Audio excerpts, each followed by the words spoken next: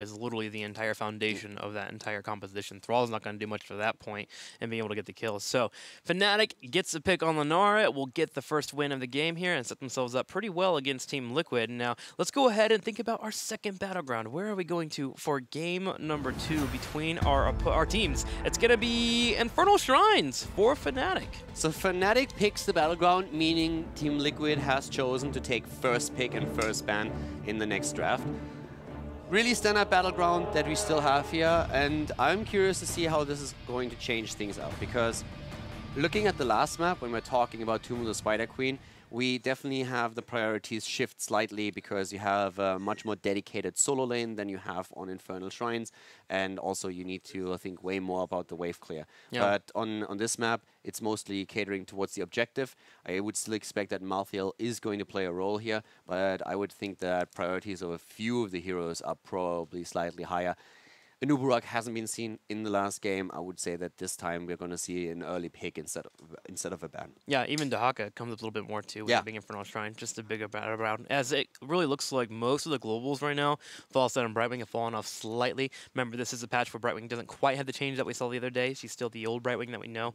And then, of course, Illidan, the pseudo-global that has been starting around. If we see Falstad, I would still expect Falstad to be played by Fnatic. They are one of the very few teams that are willing to commit to Falstad, as we have seen at the mid-season brawl, so they really like to play with a global mobility here.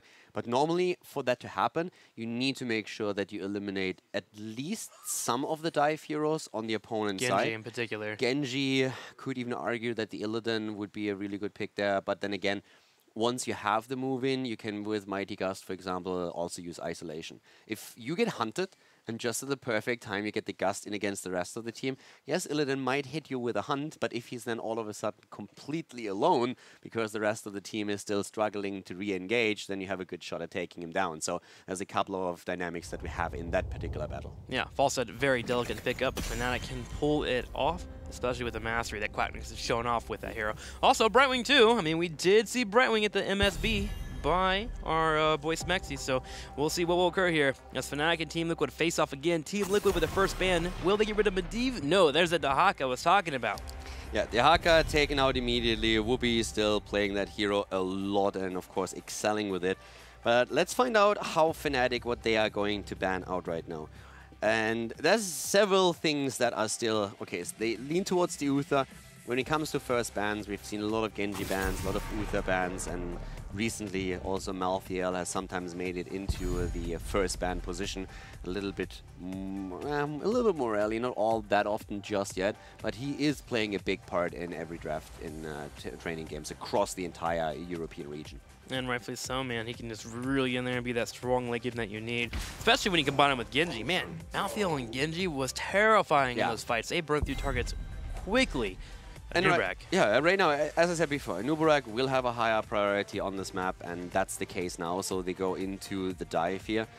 And I would say if you're Fnatic, you really need to think in particular about the Illidan compositions that Team Liquid has been playing. So this is one thing that's probably on their mind for potential ban. Question, of course, still remains, is Liquid prioritizing it highly enough to simply say, you know what, we're going to pick it on our 2-3 pick, and then you have no chance of ban anything out. Then you will get one support, so Fnatic could maybe try and see, hey, do we pick some supports away? How do we engage this? Because usually you would expect Genji to be picked now. Yeah, Genji be picked up. And there's that Ariel always floating around. Team Liquid has been moving into Ariel as much as they can in the last couple of weeks. So Fnatic could take it away now and see what they have underneath there. Also, Vala and Lenara. If we had Vala or Lenara picked up, usually indicated that Illidan was coming as well. So if Vala and Lenara could be somehow drafted around whether they pick it up themselves or even move into bans on it, could be here. But Fnatic's going to go straight into Medivh and Greymane. Yeah, so Medivh and Greymane being taken here. Schwimpy on the Medivh has shown some really cool games, but this is something that they just started to pick up again a little bit more recently. It wasn't as much of a priority for them, but you can of course enable a lot of the heroes, Greymane being one of them, in these fights, and just disengaging through the portal alone is already a big help. So I'm really curious to see how hard Team Liquid now commits to that dive composition that we are kind of expecting here, because as we said, Illidan, if he's not picked right now, there's a good chance that, depending on the picks of course, but there's a really good chance that Fnatic says, Illidan, we don't want to deal with that as a potential carry for you guys. We have watched the games against Liquid, we know how good Dark Mog is here, so let's get rid of it. And speaking about Team Liquid too, they have to be thinking about Diablo. Diablo with Medivh, the combination is ridiculous. He's great on this battleground in particular. It also enables that hyper-aggressive type of strategies that you can see from Medivh. Illidan and Rhaegar picked up right away. Illidan and Rhaegar already taken, and then what Trickster was of course talking about when we talk about synergy between Medivh and Diablo is you get such great setups with the Leyline Seal that if you time it right, the Apocalypse is always going to go through. You're going to get mass stun value out of it. You can set up for the perfect annihilation of your opponent's team. So that's something that definitely is on Liquid's mind now. And with how Breeze played on the last Battleground already, and how we know that traditionally on Infernal Shrines, Diablo is very strong, I would not be surprised if they would dedicate a ban here. Yeah.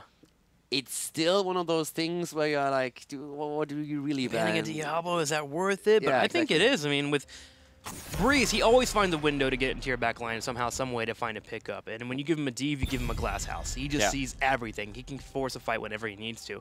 I think the Diablo ban just makes sense here. There are other options to float around. There's always that Tyrael that's great with Greymane. Granted, with Medivh being in the mix, probably not going to pick it up, but there it is, the Diablo ban, Team Liquid. Not wanting to deal with it. Yes, I like it a lot. I completely agree with you. I think it's a very smart ban for them, since there's just too much synergy between the heroes. And if you have that set up and a Greymane just sits there and says, what do you mean everyone is stunned? All right, who do I kill first? So he's going to have a cool time there. Therefore, Diablo makes perfect sense to ban him out. For now, I feel Fnatic has to just decide how hard do they want to go into this and how do they counter out the Illidan. We have talked in the past a lot about potentially Arthas being played on the map just to cater towards the objective. He helps you with the control of Illidan now, of course, as well. But I'm a little bit more curious to see what support they pick up, if they're trying to take another support away from Liquid, since it's extremely likely that Liquid, with Illidan, is going to aim for a second support, which is most likely, if they get their pick, going to be Auriel. Yeah, Auriel and some kind of hyper carry. The Lunara, the Vala, even Gul'dan could work here too. We'll see. It's going to be the Auriel takeaway from Fnatic. Love it. Nice pickup in the Arthas. So the draft is starting to have this tug of war of heroes being taken away. Perfect response, in my opinion. You take Auriel away from your opponent, and that also makes the Illidan composition a bit weaker. Team Liquid still has second supports they can head into. And you take the Arthas so that you can deal with Illidan first of all a bit easier, and on top of that you have very good control over the shrine itself.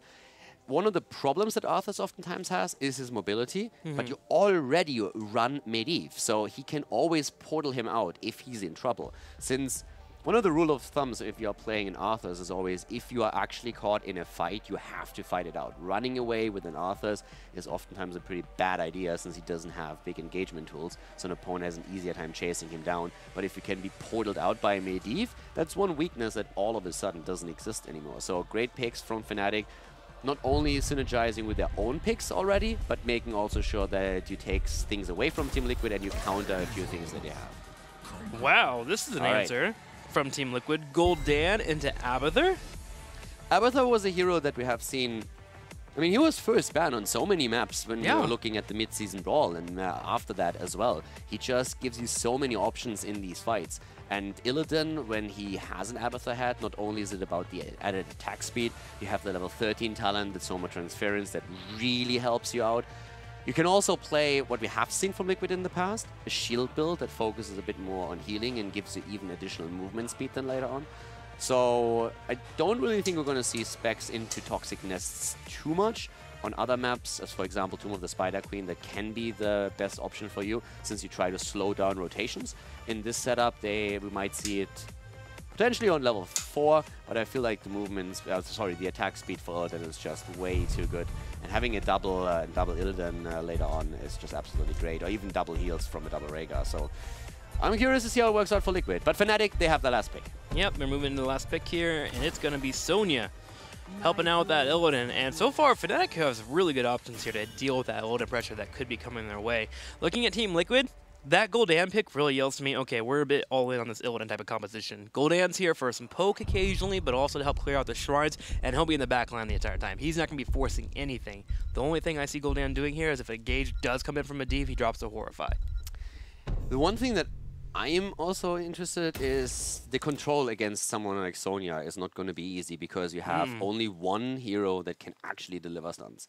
And that means that we are most likely going to see a lot of whirlwind value out of Sonya, and then it's really difficult to kill her. So either they have to use their cocoon on Sonya, and then you will see an Arthas immediately attempt to break it, or they have to just dedicate stuns. And every stun that you hit Sonya with is a stun that your backline doesn't have to worry about. Yeah. That then Numerak jumps in. So that Sonya can definitely be really difficult to control, especially during Shrine fights. With the lack of stuns that we have on the side of Team Liquid, it's going to be a bit rough. She'll be hard to control. The one good thing here for Team Liquid is they do have that Gul'dan, which can chunk slowly enough on a Sonya, but I agree. Around the Shrine phase, Sonya is going to be an absolute beast. Let's check it out, actually. It's ready. Let's go ahead and start game number 2. Team Liquid and Fnatic facing off. Fnatic ahead, 1-0. Game number 2, ladies and gentlemen. We have Fnatic in the lead against Team Liquid. The Swedes to the left in blue, currently starting with Medivh, played by Shrimpy. We have Breeze on Arthas. We see Quacknix on Greymane, Smexy on Oriel, and Whoopi on Sonya. To the right, in the red, we're going to have Splendor on Rhaegar, Nurok on Gul'dan, Blumby on Anubarak, Darkmok on Illidan, and Hasu Hobbs playing Abathur. Hazov's on the Abathur right now, and yes, he is going to be, at least for this game, Darkmok's best friend. So the little slugger already here in the middle. Gul'dan already starting to commit to the Fell Flame build. And as expected, I said it before, we have seen from Team Liquid the build with a focus on the shield, and that's what we are currently also seeing from Hazov's again. I'm a bit curious still about the level 4 talent, if we're going to see the emphasis on attack speed. But right now, the heal alone, just to complement Rhaegar a bit and keep Illidan alive longer, since he will be the driving force and the one that also has to stay alive to create space for Gul'dan. Now, this is actually something I wanted to talk about with you, Caldor, here. Abathur, a lot of members at home ask about when is the best time to run a hat build with Abathur, and I think it's when you're with these melee heroes that can be so strong in the fights but want to get that little extra just to continue moving forward. Illidan's great, Greymane in particular. These hyper-aggressive melee carries are wonderful with this build. Yeah, it's absolutely true. So for now, we have actually a kill against Sonya, but the point that you just made, if you go for a head build, you want to make sure that you have a very strong melee assassin usually in your setup that benefits highly from the talents. So normally when you go into the level 1 to extend the range of the spike and reduce the cooldown, you're really thinking about your level 13 and level 16 talent already. If you go into Illidan, or if you have an Illidan, it's very unlikely that you're going into the slow on level 16, because Illidan doesn't really have any trouble staying close to the target anyways. So slows in this setup with an Illidan aren't necessarily needed. So the level 1 talent can always be one where you deviate a bit from it, unless you feel you get the extra value out of the talent for other reasons. But if you, for example, play this with, let's say, a Greymane or any other melee assassin, then I think going into level 1 spike talent or complete symbiote focus makes even more sense. But with Liquid right now, I'm curious about the 4. He could commit to the shield, but he could also now say, hey, what I need here is just allowing Illidan to attack fast. And that's exactly what he does. So he really just adjusts for these reasons. So it's really well thought out what he does here. And if you really need to also, if you are just looking for pseudo characters to use this on, besides Illidan and Greymane, say you don't get them in the draft, there's still Johanna's, you can still put it on variants. Tanks as well can be very strong with this build, just to keep them alive and allow them to be constantly in the backline harassing. So things like that. I know we saw a split push build at MSB as well, but we can talk about those another time here, as Darkmok and Blumby are dealing with the Arthas pressure in the middle, while Sonya has started shredding in the top. Liquid is willing to give the first Punisher up. We have seen that a few times in the past already. The first one is normally easily defended, so right now Whoopi is attempting to take a lead. But Liquid is not making the rotation yet. But as long as up to the top, we see Abathur helping out Splendor, Liquid is actually keeping their options open to fully commit to it later on. And that's actually very smart for them. So with them having the heroes at the bot lane, they're saying, hey, we're willing to give it up, but if you give us too much time and we get the lead, then we're going to go all in on it and take the Punisher away from them. Yeah, they're forcing Fnatic to make a decision, and Fnatic makes that decision. They bring Arthas up and they go straight for Splendor, and he'll fall as Breeze lands a perfect timing blast.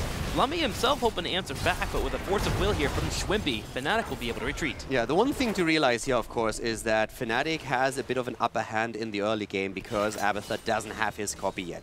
So normally what that means is you try to avoid 5-on-5 fights in the early game. Since Infernal Shrines is a map that forces you into these 5vs5s, you need to accept that you might have to give up the objective. But right now, Team Liquid is playing this extremely well there. The problem, of course, or the advantage is that we still have heroes missing in the team fight. Since Fnatic is in a very similar situation, they're saying, as long as we get extra value out of those lanes, so we don't necessarily need to get the Punisher, we can just burst it down.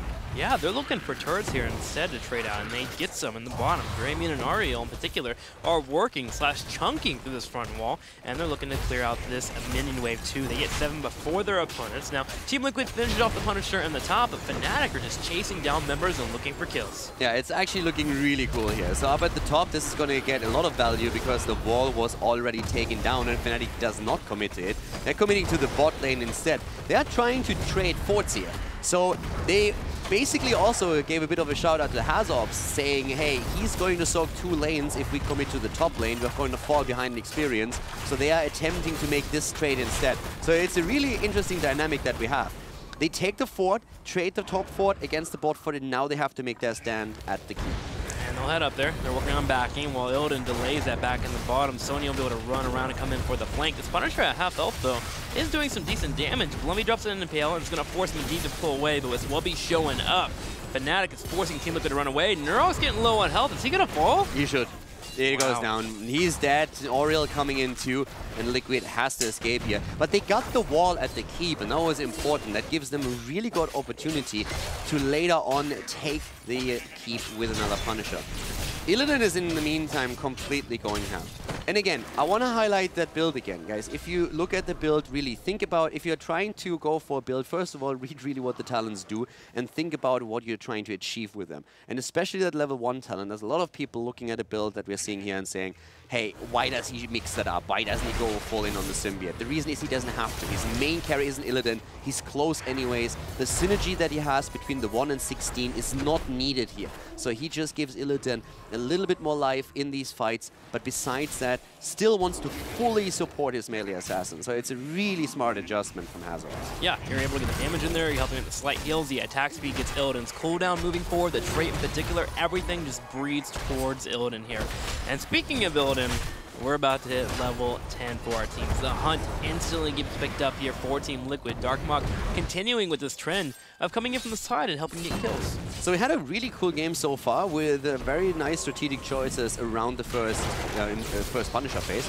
But now we have both teams still on even experience on level 10. And Schwimpy, of course, a nuisance. Medivh granting the vision, it's all that you need at this point. You know what your opponent is doing. That gives you a bit more freedom on the lanes. And someone, Greymane on the bot lane, for example, would never be this far out if he didn't know where the opponent is. That's one of the most important lessons to learn for your own games. If you don't have vision of your opponent team, don't wander out too far into the lane. They could always be right next to you in a bush, waiting for you to overstep and then take you down. The only reason why Fnatic, why in this case, Greymane went so deep and pushed out another wave is because thanks to Medivh, he knew exactly where Team Liquid was. I mean, vice versa to that point too. If you do have vision, be willing to push as far as Greymane is here. Get your advantages, because that's how you get victories, by pushing slight advantages and moving forward. And that's what Fnatic's been doing here, as they push in that bottom lane, and they also get set up here for the shrine on the bottom. Now, Illidan and Sonya are tussling in the middle, but Sonya has to disengage from that. She has to come to the fight, because Illidan has the power. You can hunt out and force a fight. The camp at the top lane is going to do work for Fnatic if this draws out. Neurog already in a bit of trouble. Cocoon is being used. Illidan goes in. Very nice Cocoon. Max value out of it. But the ley line is absolutely perfect. And now Breeze is back. Darkmok is low already, but the Ancestral saves him. Already Horrify has been used. Aegis dropped. Needs another heal, but Schwimpy helping out with the shield. Also out with the gold in, also bringing out the damage. Breeze gets low. They'll go ahead and tap and go for a re-engage with Ultimate Evolution being down. This is the time for Fnatic to make a stand. However, they are missing out on some heroics. The lockdown will need to be important. Breeze in particular has to land that Howling Blast. Yeah, but I still think that without heroics, Fnatic has the much better setup here. So they are willing to fight this. And at this point, we have Blumby engaging, but already Shrimpy helping out. Blumby in trouble, and that's the end of an Uberak. Uberak just falls there. Cursed Bullet being way too powerful for him to handle. Team Liquid will have to disengage and give up the Punisher. And I like how that Cursed Bullet was held until after a Uberak went for the Burrow charge. His ability to disengage from the fight was non-existent at that point. I also really think that right now, when you look at these two teams, without heroic abilities, I would definitely give an edge to Fnatic here, especially if they're able to keep Wrath of the Berserker up throughout the fight. Because Liquid, in my opinion, relies heavily on the heals that need to hit Illidan, Ancestral in particular, the Cocoon also being used, and of course the copy. So for Liquid, if they can't make the fight go their way at the start, it's rough. But they're trying to play the map now, and that's really smart. They have Illidan in the top lane since he can hunt out, and since earlier on the wall has been taken out, he needs to be met by someone who defends, because if he doesn't, look how much value you already got just from moving in here with the Abathur. You have an Illidan, you have the Abathur, Keep loses half the hit points. If there's more of a commitment by Fnatic to take Illidan down, he hunts out and is Gucci. That push by itself makes the Punisher have a harder time being effective. Well, they will come out and they kill Illidan, which is a good pickup in itself. But overall, the main story is that Keep took damage, whereas Team Liquid's Keeps took no damage from the Punisher. I think he should have hunted out. Yeah, he should probably got out there for sure. He did it. He tried to do it too late, and I think by the time there was no target for him anymore to hunt out actually. So then the Detainment Strike hits and he gets stunned.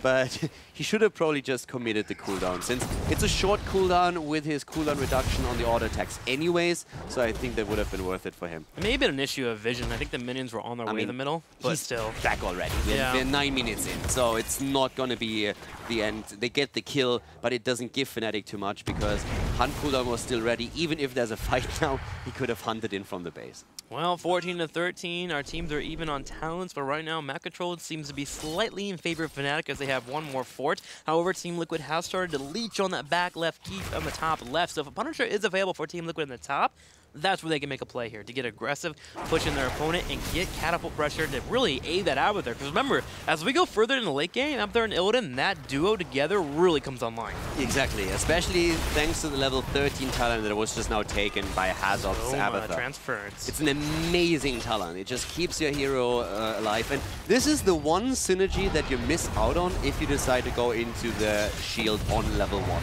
Because the cooldown reduction on your spike burst that you get with the level 1 and the range really helps you to get more value out of Soma Transference. But Hazorps is just saying, overall, it's not worth it. The shield alone gives so much help to him that getting maybe one extra hit with the spike burst, maybe I don't even get that out. But even if I do, it's still worth it to just provide him with a shield here. Darkmok being chased by Breeze will dodge out. As Breeze drops to the Howling Blast, with the Shrine being activated in the middle, Team Liquid has already started the race here. They have 2-0. But Fnatic, they're quick to answer. They've grouped up as 5, and they know that they are strong in these team fights. They just move straight on in. Illidan, on the other hand, is at the bot lane now, gaining the extra value for his team, and he will be able to hunt in. Liquid, at this point, though, is starting to fall slightly behind in the minion count, and Illidan will have to make his move soon. Breeze already in a great spot here. They really take control over this point. And Liquid, it's either now or never. Yeah, they commit. They actually use Ultimate Evolution here on Gul'dan to move forward and keep up with the clear on the Shrine. Webby in particular is being focused down while in the back right, Hasweb is working on Breeze. Breeze with the Army of the Dead will move in. Immediately gets cocooned as Blumby chases in. Darkmok comes in with the hunt, but the Age is on point from Smexy. Absolutely beautiful, but Whoopi is in trouble and he is down. Cocoon was great. Darkmok jumps in once again after taking down Sonya and wants to kill Breeze. Is likely to get the kill and indeed does. Here comes the Horrify. Quacknix is completely isolated, and that was way too late of a leyline seal. It might help Smexy and Shrimpy to escape, but they can't even pick up the Punisher which they were aiming for. Great play by Team Liquid. They will take down Smexy as well. Can they go for the win? The top left actually just died to the pressure from the minions that were pushing in, and Team Liquid says yes, they're starting to move up in the top, and they're looking for a core. Now here's a fight that's breaking out on the bottom right side. The hunt from Illidan on the back, so watch crucial. out for it here. Look at the Cocoon. They drop the Cocoon and immediately engage over. I'm not sure if they can really end here. I think this is a really ambitious call. We have Arthur's now back as well. it can work, but they have to be on point. Nurok, on the other hand, is already starting to fall. With Illidan and Abathon, on the other hand, if they don't control the Illidan, he's going to finish it, and they just don't have enough. Yeah, the Leyland Seal being down really tipped off Team Liquid to go for that aggressive push. They move in, they get the core, and we have a tied series 1-1. It's a really good point that you make. I neglected that a bit. If the Leyline Seal is still up, you definitely hold the core. But if the Leyline Seal as it was used is not available anymore, you can't make it work. Also, if you want to defend the core there, you can't focus on an Uberak. You need to take down Illidan first, since he's the one really chunking the damage. But Liquid takes the win here, and now we have a tight series. So, as we heard in the interview from Dartmoor, they said there's no way that Liquid takes us down without at least losing a map or two to us, and he just made that true. Yep, that's right. We're here tied 1-1. We'll be getting ready for game number 3, which has been absolutely exciting between our two teams. And so I'm ready for game 3. So let's go to a commercial really quickly here. That way we can come back and watch more of the action.